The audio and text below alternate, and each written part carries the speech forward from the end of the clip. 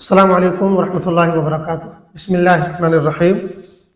حضرت عیسیٰ علیہ السلام کی سے متعلق دوسرا حصہ پیش خدمت ہے، حضرت عیسیٰ اور موجودہ عیسائیت۔ حضرت عیسیٰ علیہ السلام کو اللہ تعالیٰ کی طرف سے جو دین دیا گیا تھا اور جو دین وہ لے کر آئے تھے وہ توحید والا دین تھا، یعنی اس میں صرف ایک اللہ کی عبادت اور اسی سے مانگنے اور اسی سے ڈرنے کا حکم تھا، اور اس میں وہ ساری خوبیاں موجود تھیں جو ہر زمانے میں اسلام کے اندر موجود رہی ہیں۔ لیکن اس وقت جو عیسائیت ہے اس کا حضرت عیسیٰ علیہ السلام کے لائے ہوئے دین سے کوئی تعلق نہیں ہے۔ موجودہ عیسائیت دراصل سینٹ پال کی گھڑی ہوئی ہے، جو ایک یہودی تھا، اور اس نے مذہب عیسائیت کو قبول اس لیے کیا تھا تاکہ اس میں اپنی طرف سے تبدیلی کرے اور اس کا حلیہ بگاڑ کر رکھ دے۔ موجودہ عیسائیت میں کئی عقیدے ایسے شامل کر لیے گئے ہیں جو شرک پر مبنی ہیں، ان میں ہم دو تین کا تذکرہ کرتے ہیں۔ نمبر 1، تثلیث کا عقیدہ۔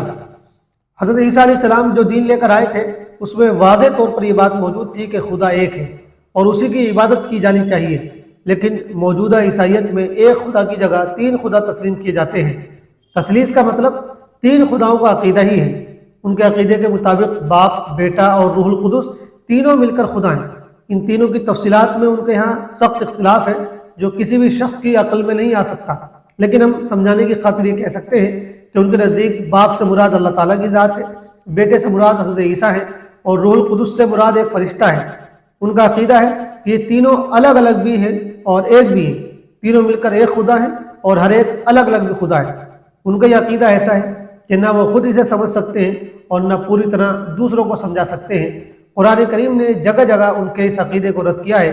ایک جگہ ارشاد ہے، لَقَدْ كَفَرَ الَّذِينَ قَالُوا إِنَّ اللَّهَ ثَالِثُ ثَلَاثَةٍ وَمَا مِنْ إِلَٰهٍ إِلَّا إِلَٰهٌ وَاحِدٌ وَإِن لَّمْ يَنْتَهُوا عَمَّا يَقُولُونَ لَيَمَسَّنَّ الَّذِينَ كَفَرُوا مِنْهُمْ عَذَابٌ أَلِيمٌ۔ یقیناً ان لوگوں نے کفر کا ارتکاب کیا جو کہتے ہیں کہ اللہ 3 میں سے تیسرا ہے۔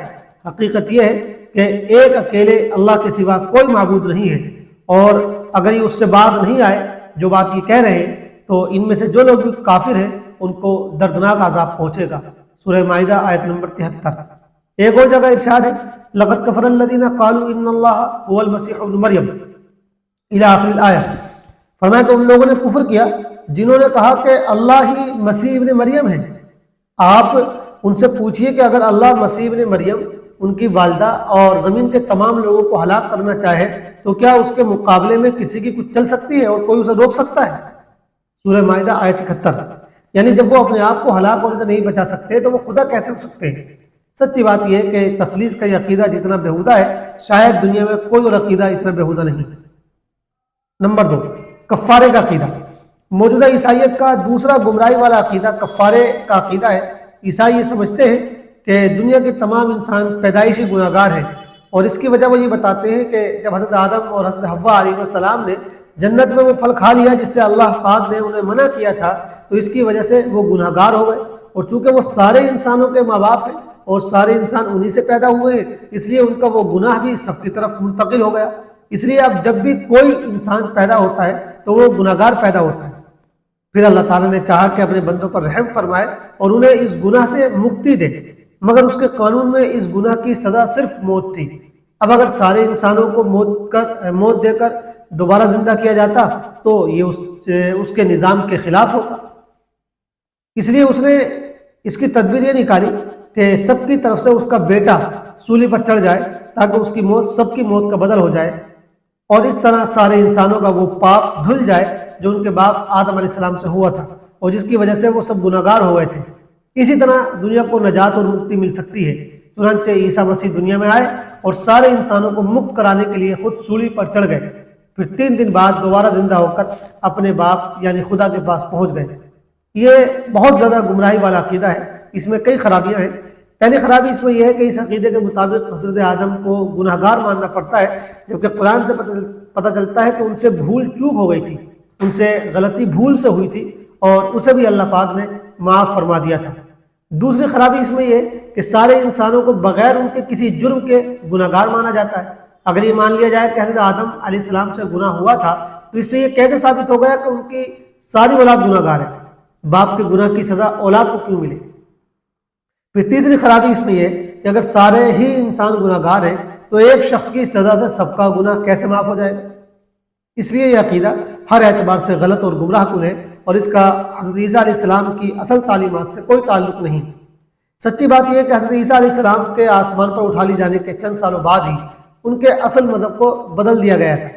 خود جو کتاب انجیل آپ کو اللہ پاک کی جانب سے دی گئی تھی، اس میں ہزاروں تبدیلیاں کر دی گئی، اور اس کی جگہ نئی کتابیں تیار کر کے انہیں آپ کی جانب منسوخ کر دیا گیا۔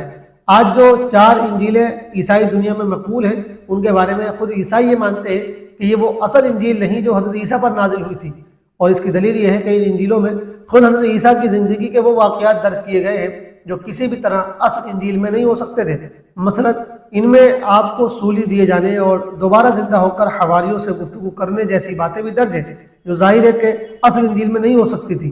اس لیے صحیح یہ ہے کہ ان 4 انجیلوں کو بعد میں کچھ عیسائی عالموں نے محض اپنی یادداشت کی بنیاد پر لکھ لیا تھا، اور یہ 4 حضرت عیسیٰ کے شاگرد بھی نہیں تھے۔ ان کے نام یہ ہیں متی، مرقس، لوقا اور یوحنا۔ ان میں بس یوحنا کو بعض عیسائی حضرت عیسیٰ کا شاگرد بتاتے ہیں، جبکہ بعض انہیں بھی شاگرد نہیں مانتے۔ اور پھر یہ سوال بھی اپنی جگہ ہے کہ یہ کتابیں سچ میں انہیں کی لکھی ہوئی ہیں، یہ بعد میں کسی نے لکھ کر ان کی طرف منسوخ کر دی۔ اس طرح یہ کہا جا سکتا ہے کہ اب وہ اصل انجیل موجود نہیں ہے جو آپ کو دی گئی تھی، اور دراصل اللہ پاک کا فیصلہ یہی تھا، اس لیے کہ اسے قیامت تک کے لیے نازل نہیں کیا گیا تھا جو اس کی حفاظت کی جاتی۔ اس کے برخلاف قرآن کو قیامت تک کے لیے نازل کیا گیا ہے، اس لیے اللہ پاک نے ہر طرح سے اس کو محفوظ رکھا ہے۔ حضرت عیسیٰ علیہ السلام اور ان کی قوم کی زندگی میں ہم مسلمانوں کے لیے بہت سی نصیحتیں ہیں۔ نمبر 1، معجزہ حق ہوتا ہے، اس لیے اسے جھٹلانا حق کو جھٹلانا ہے۔ افسوس کہ مسلمانوں میں بھی ایک طبقہ حضور صلی اللہ علیہ وسلم کے معجزات کو جھٹلا کر ان کی غلط سلط تعبیلات کرتا ہے۔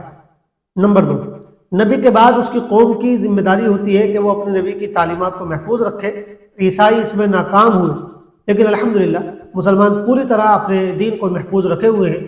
البتہ ان میں بھی ایسے طبقے پیدا ہوتے رہتے ہیں جو دین کی تعلیمات میں تحریف و تبدیلی کر کے پیش کرتے ہیں اور قرآن و حدیث کی غلط تشریح کرتے ہیں، مگر چونکہ دین محمدی کے ساتھ اللہ کا یہ وعدہ ہے کہ وہ قیامت تک محفوظ رہے گا، اس لیے ایسی کوئی بھی کوشش پورے دین کا حلیہ بدلنے میں کبھی کامیاب نہیں ہو سکتی۔ نمبر 3، عیسائیوں نے حضرت عیسیٰ علیہ السلام کو خدا کے مقام تک پہنچا دیا۔ افسوس کہ مسلمانوں میں بھی ایک طبقہ ایسا پیدا ہو گیا ہے جو حضور صلی اللہ علیہ وسلم اور بہت سے بزرگوں اور ولیوں کے بارے میں ایسے خیالات رکھتا ہے جن کی سرحدیں شرک سے ملتی ہیں۔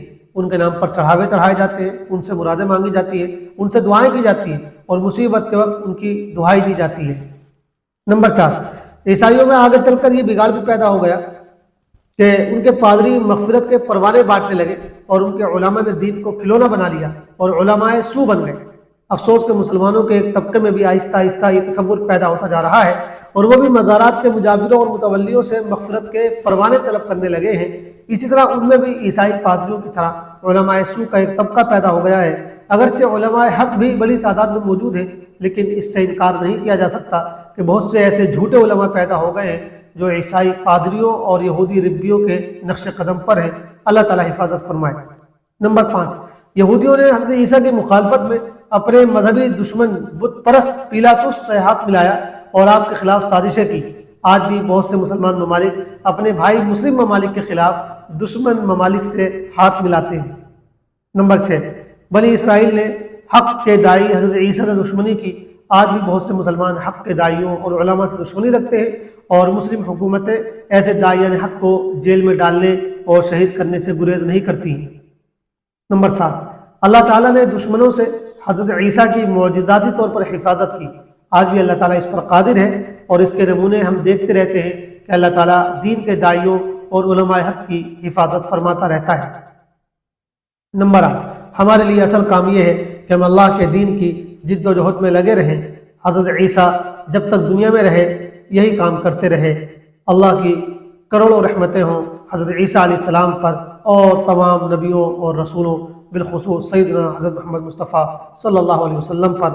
آج کی اس ویڈیو پر انبیاء علیہ السلام کا جو سلسلہ چل رہا تھا وہ یہاں ختم ہوا ہے۔ اللہ تعالیٰ ہمارے اس سلسلے کو قبول فرمائے اور اس کو ہم سب کے لیے نفع بخش بنائے۔ آمین۔ والسلام علیکم ورحمۃ اللہ وبرکاتہ۔